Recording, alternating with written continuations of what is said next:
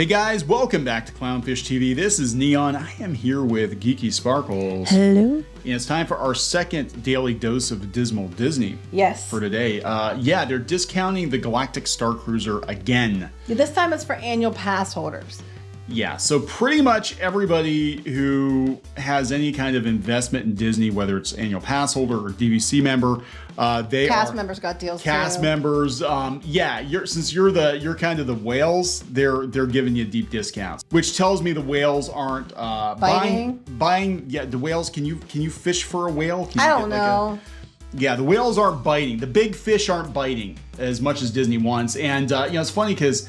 There are a lot of stories out there talking about how, hey, this is great news, everybody. The Star Cruiser is sold out. The Star Cruiser is sold out. Yeah, when it's discounted, it's sold out. Yeah, but remember, I want to point out, it's sold out for that group. Those dates are still available. What's going on is that particular group that, or they might have already been through, but that particular group got like limited amount of rooms. When they do these deals, these discounts, there's so many rooms that are allotted for these discounts.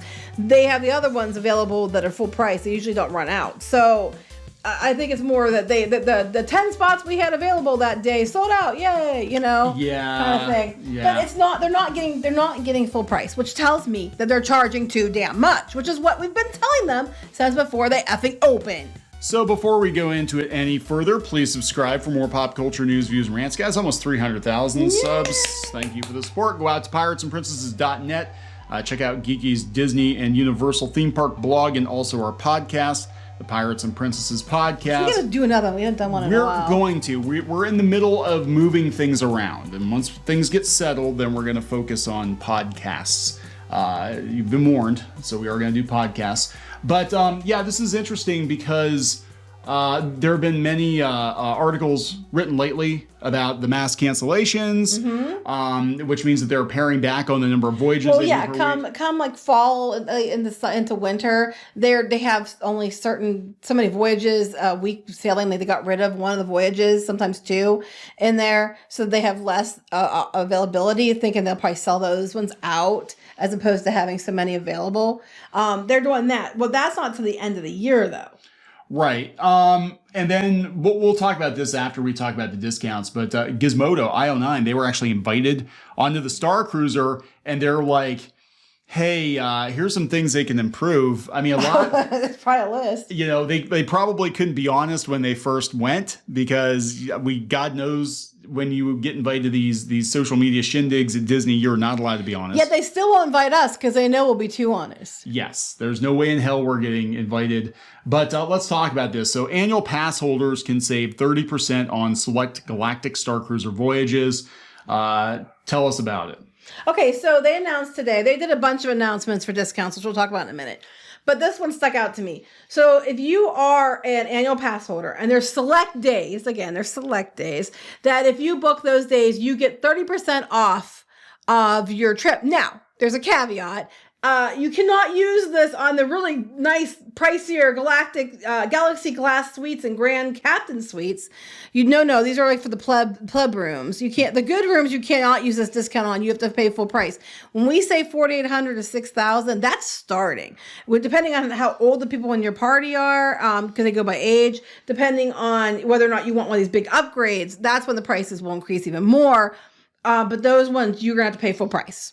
There are good rooms. Yeah, but the rooms that aren't so crammed and they have like little there's a little tunnel on the wall your kid can walk through and stuff like that. So you're not like they have multiple rooms, so you're not laying on top of each other basically. Those rooms cost a lot more. Okay, well, some people will charge more for rooms where everybody can lay on top of each other. Yeah, well, that would be worth the $5,000 or $6,000 to some people. To some people. Sure. At that point it's more. Okay. So 30% off are available for some days in April, May, and June. The cruises that are leaving. May looks like they're all of them. Hey, I think May the 4th is still available.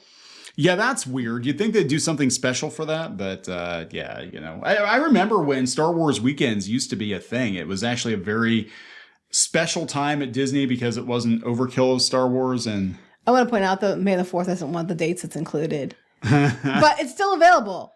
I have the chart, but that's not one of the one of the sailings that are offered for the discount.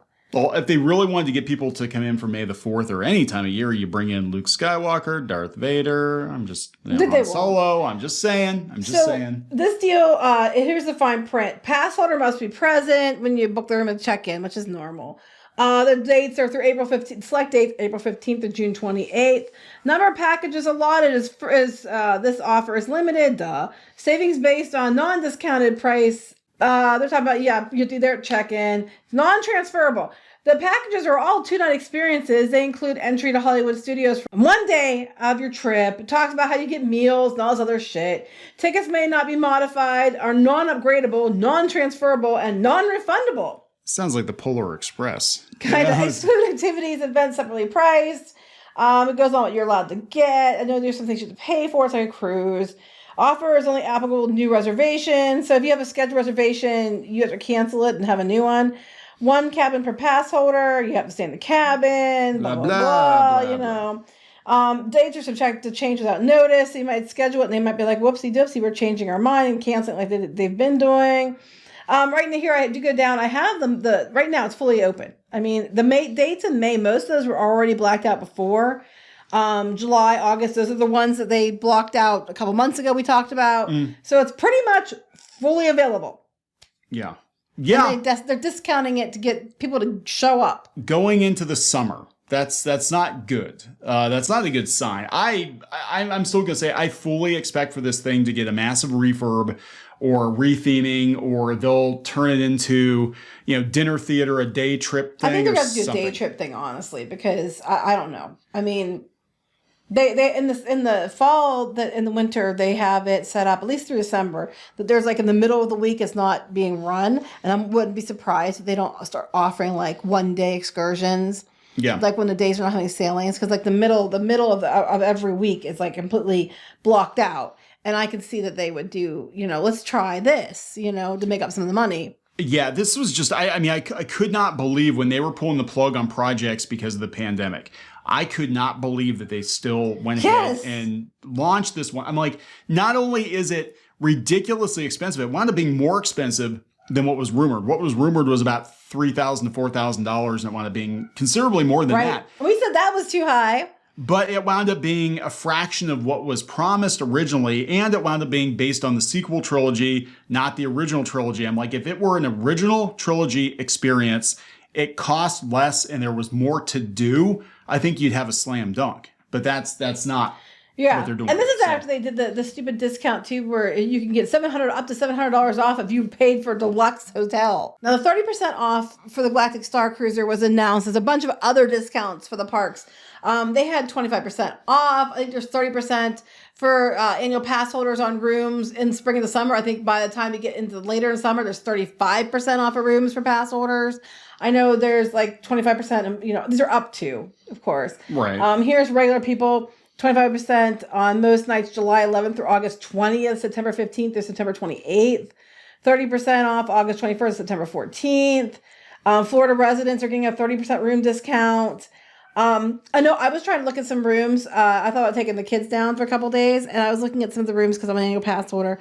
Within my date that I'd be a pass holder still, and they were all like, oh, none of them are available. Like all the ones that I was looking at the deluxe ones, like the Epcot ones, Beach Club, Yacht Club. No, these ones aren't available. Check something else.